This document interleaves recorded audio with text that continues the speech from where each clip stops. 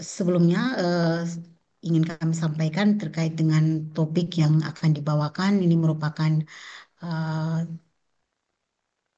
materi yang dibawakan oleh Bapak Rektor pada rapat tinjauan manajemen 30 Januari kemarin. Dan izin saya menggunakan arah kebijakan ini sebagai landasan untuk menyampaikan materi terkait dengan arah kebijakan penelitian dan pengabdian kepada masyarakat di Undana tahun 2025.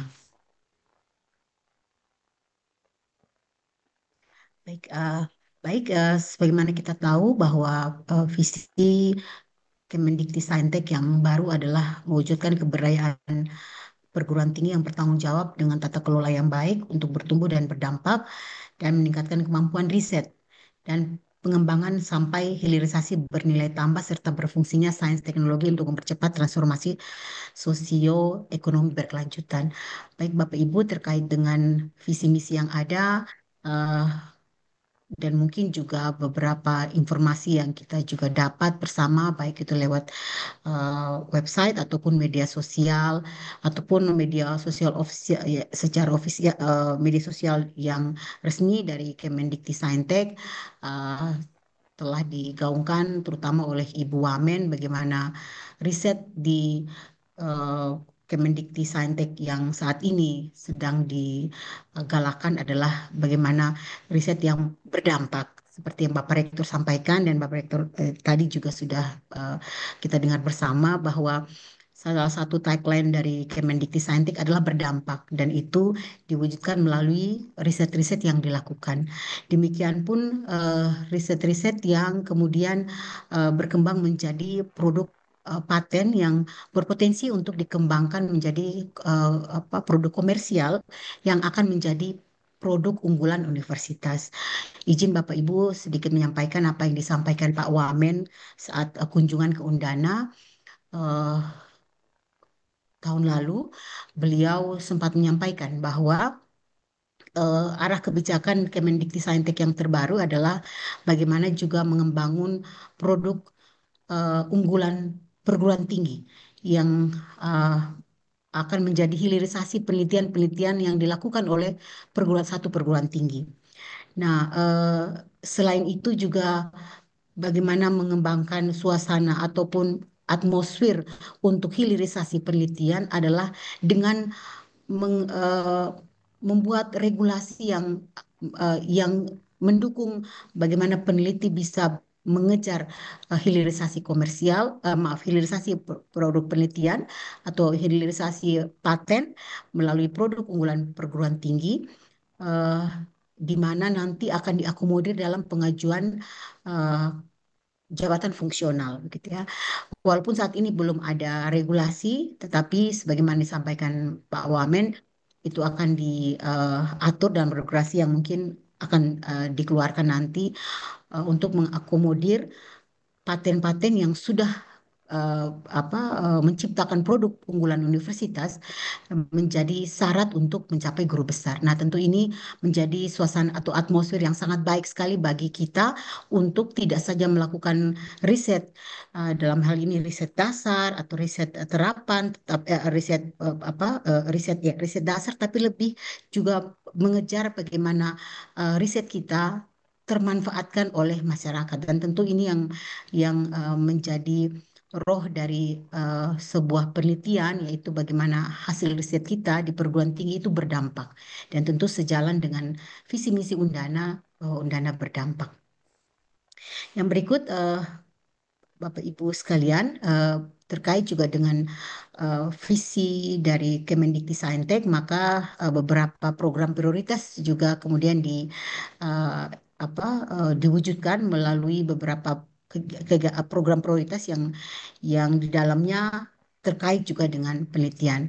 Yang pertama adalah akses pendidikan tinggi bermutu, relevan dan berdampak. Kemudian yang kedua pengembangan talenta sains dan teknologi.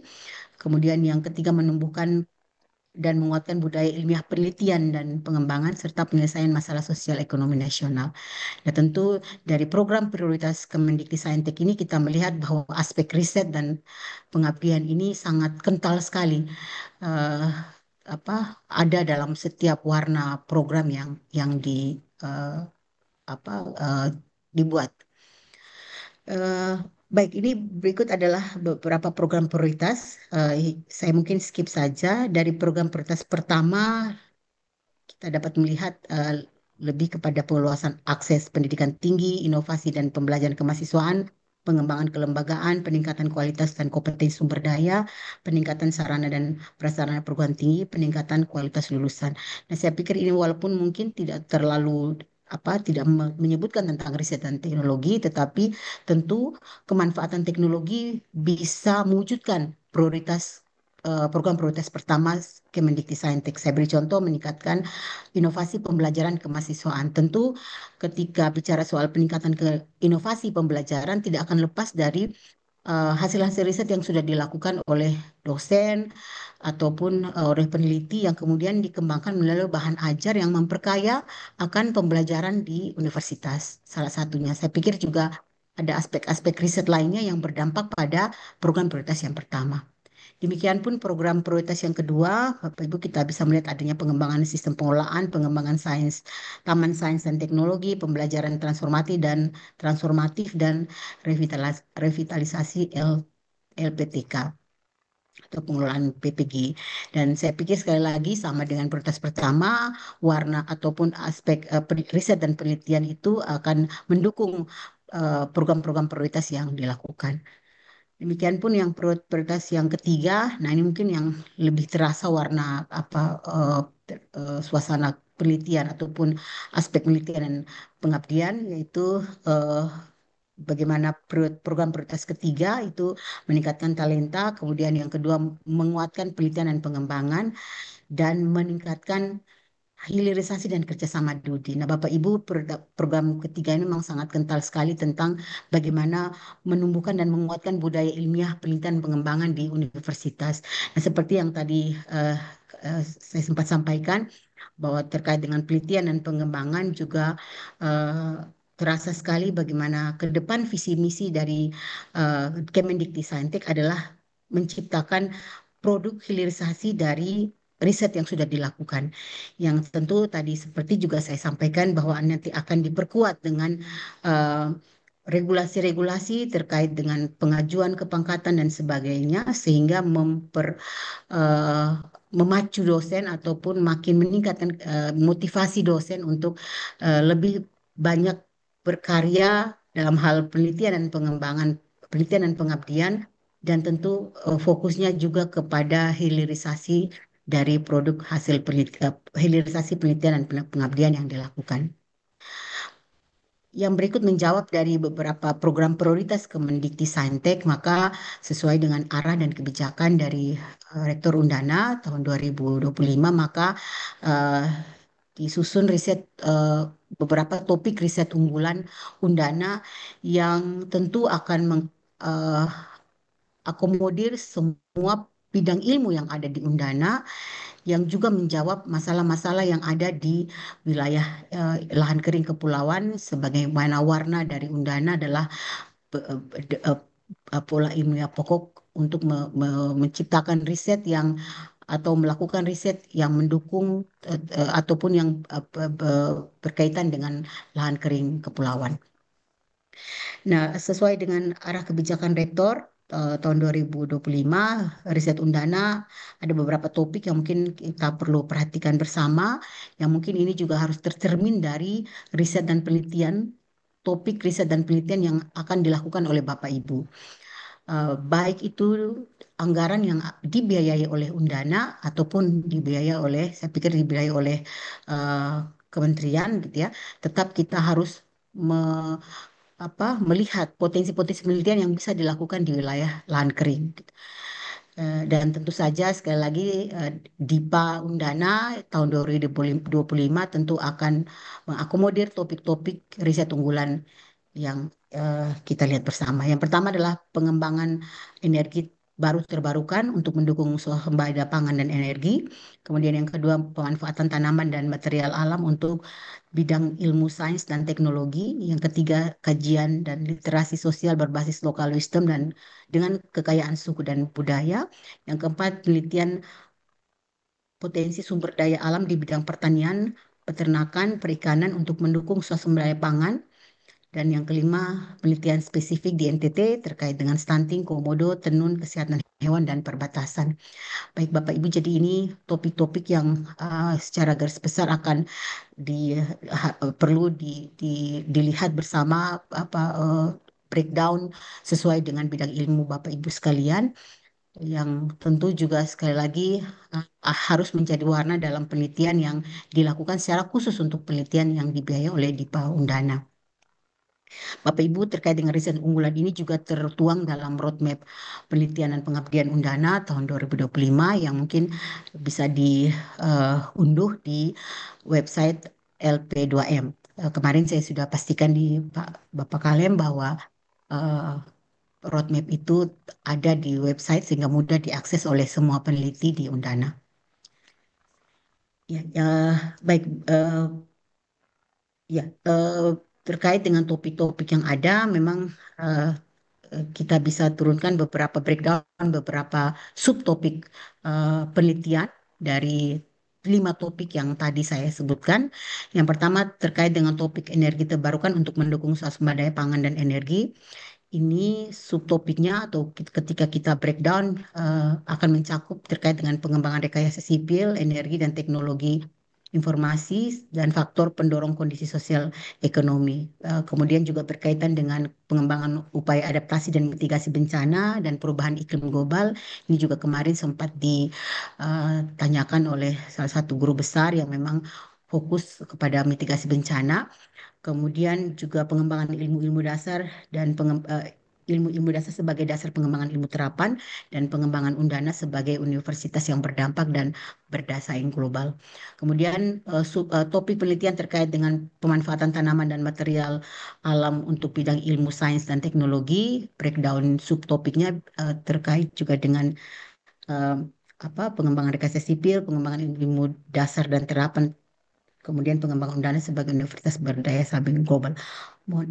Kemudian eh, kajian dan literasi berbasis local wisdom ini juga akan menjawab beberapa apa subtopik yang mengcover di dalamnya, mengcover beberapa subtopik di dalamnya, yaitu ter- berkaitan dengan peningkatan kondisi sosial ekonomi kewilayahan, kemudian pengembangan humaniora, pendidikan dan kebudayaan, pengembangan derajat kesehatan masyarakat dan kesehatan hewan, eh, dan pengembangan Undana sebagai universitas berdampak dan berdaya saing global. Yang berikut penelitian topik penelitian terkait sumber daya alam di bidang pertanian, peternakan, dan perikanan untuk mendukung sumber daya pangan. Ini juga breakdownnya adalah terkait dengan penelitian di lahan kering kepulauan, pengembangan perikanan ke lautan, kemudian pengembangan peternakan dan kesehatan hewan, kemudian peningkatan sosial ekonomi di wilayah eh, kewilayahan berbasis pembinaan dan pemberdayaan masyarakat dan pengembangan Undana sebagai universitas berdaya saing global. Yang terakhir terkait dengan penelitian potensi sumber daya alam di bidang pertanian dan perikanan. Oh ya, sorry, ini sama ya. Oke, baik, yang berikut terkait dengan eh,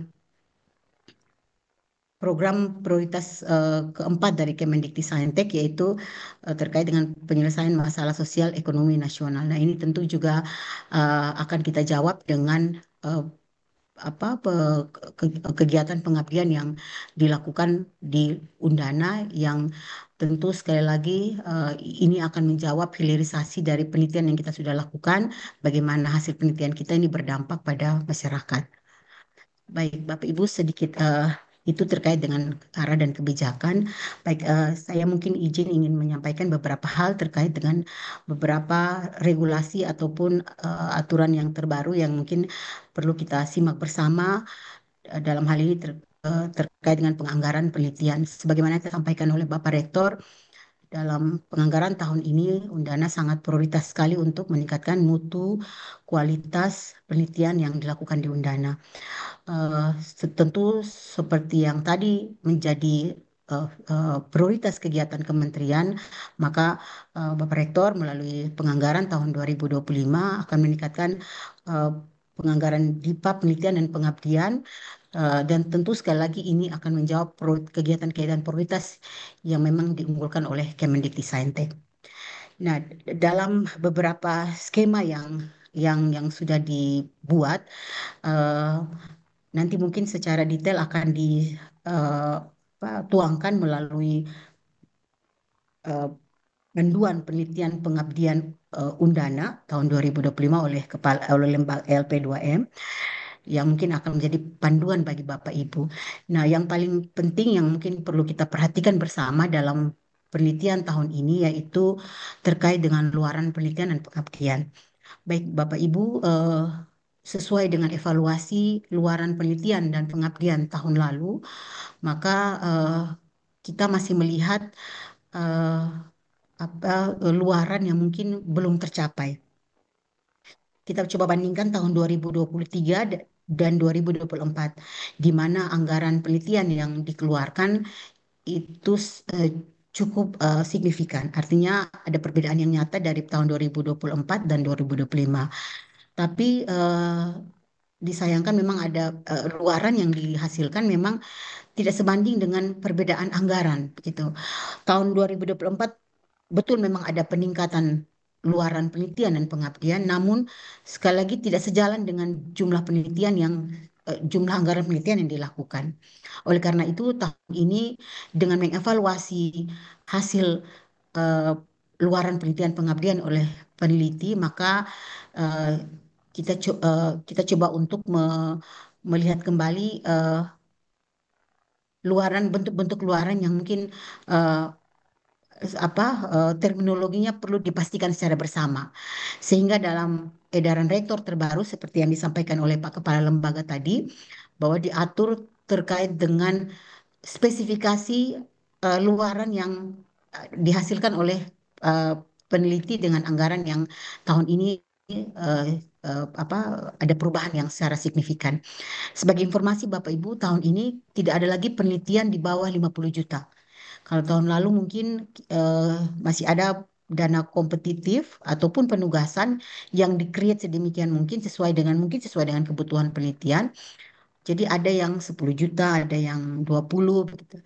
Sehingga dalam luaran juga tidak eh, ya mungkin karena angkanya jumlahnya memang memang em, bisa apa tidak apa ya jumlahnya memang dibuat sendiri sesuai dengan kebutuhan tentu saja, tetapi akhirnya terkesan menghindari luaran-luaran yang besar begitu karena takut dengan luaran yang besar dengan jumlah yang besar sehingga anggaran diturunkan. Nah, ini praktik-praktik yang seperti ini yang kemudian kita coba lihat dan kita coba hindari dengan memberikan anggaran tidak ada lagi penelitian yang di bawah 50 juta.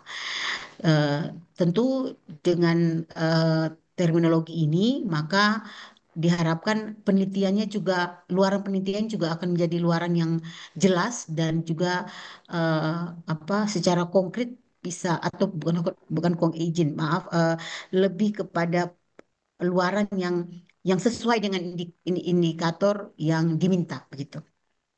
Jadi sesuai dengan edaran rektor terbaru bahwa anggaran penelitian lebih besar atau sama dengan 50 diwajibkan untuk menghasilkan luaran penelitian berupa publikasi internasional pada jurnal terindeks lembaga global bereputasi, Scopus, Worcester, Thomson Reuters, atau proceeding internasional yang diseminarkan melalui konferensi ataupun seminar internasional yang di mana proceeding tersebut terindeks oleh lembaga global bereputasi, gitu ya.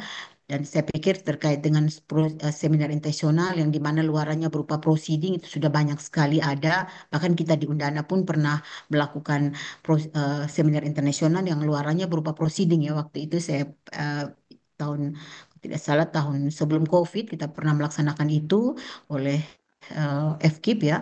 Dan tentu ini sangat bagus sekali karena selain memang macu dosen untuk publikasi hasil penelitiannya, tentu dengan adanya jurnal bereputasi akan tentu menaikkan eh, sinta dari dosen yang bersangkutan dan secara lembaga akan menaikkan sinta Undana. Atau dengan anggaran penelitian yang lebih besar atau sama dengan 50, menghasilkan buku, baik itu buku referensi, buku ajar, atau book chapter yang ber-ISBN dan wajib diterbitkan di Undana Press. Baik, sebagai informasi Bapak Ibu sekalian, sejak tahun lalu Undana sudah terdaftar di Perpustakaan Nasional sebagai penerbit eh, dengan apa masuk dalam anggota IKAPI. Nah, Bapak Ibu kalau sudah masuk dalam anggota IKAPI ya mungkin ya kalau bisa di ini sudah terakreditasi lah. Artinya eh, dalam proses pengelolaannya sudah bagus gitu ya. Dalam proses pengarsipan sudah bagus begitu, sudah sesuai dengan standar. Nah, dengan status sebagai anggota IKAPI ini sebenarnya sangat baik sekali dan tentu ini kita bisa bergening bahwa kita merupakan penerbit yang qualified begitu. Sehingga dengan aturan yang terbaru kita mewajibkan untuk eh, buku diterbitkan di Undana Press. Selain itu juga Bapak Ibu memang eh, eh, tahun kemarin kita coba evaluasi dari eh, peneliti yang ada di Undana, tidak banyak yang mempublikasikan di Undana Press. Saya pikir mungkin ini praktik ini sebenarnya kalau tidak diatasi maka mungkin Undana Press tidak akan berkembang. Kalau kita bercermin dari universitas besar, penerbit eh, dari universitas tersebut begitu ya itu menjadi rujukan bagi peneliti-peneliti yang ada di dalam universitas tersebut bilanglah universitas besar, Unar Press, Undana Press, IPB Press, UGM Press dan sebagainya bahkan peneliti lain pun atau penulis lain pun mau menerbitkan bukunya di penerbit tersebut begitu. Nah, ini yang mau coba kita bangun untuk apa mencoba mengaktifkan Undana Press ini, apalagi sudah menjadi anggota IKAPI dengan mempersyaratkan luaran buku dan luaran buku yang penerbitnya adalah dari Undana Press atau memperoleh paten nasional dan paten nasional ini sesuai dengan arah kebijakan rektor dan juga yang tentu menjawab dari prioritas kegiatan prioritas kementerian yaitu paten yang berpotensi menjadi produk unggulan universitas dalam hal ini Undana. Sebagai informasi tahun ini kita akan mengaktifkan ataupun ya membuat unit Stick Factory yang bisa menjadi wadah bagi Bapak Ibu pemilik paten untuk mengkomersialkan produk-produk patennya yang apa kemudian bisa dapat menjadi produk unggulan dari Undana. Kemudian terkait dengan pengabdian, jadi untuk anggaran penelitian yang lebih besar atau sama dengan 20 eh, karena tahun ini sebagai informasi bagi Bapak Ibu peneliti, kita juga menganggarkan untuk penelitian itu apa sama atau lebih besar dari 20 juta, yang tentu kita juga atur luarannya sama dengan penelitian, yaitu eh, pertama wajib membuat satu artikel ilmiah yang dipublikasi melalui jurnal eh, pengabdian. Eh, di Undana kita sudah ada beberapa jurnal pengabdian yang mungkin akan menjadi wadah untuk artikel-artikel yang sifatnya artikel pengabdian, gitu ya. Jadi itu juga bisa diberdayakan dari jurnal yang ada di Undana. Bahkan di LP2M juga ada dan di fakultas yang kami tahu ada beberapa fakultas juga ada sehingga ini bisa menjadi kesempatan bagi para eh, dosen untuk menerbitkan artikel pengabdiannya ke jurnal pengabdian. Dan video kegiatan pengabdian yang dipublikasi ke website masing-masing unit.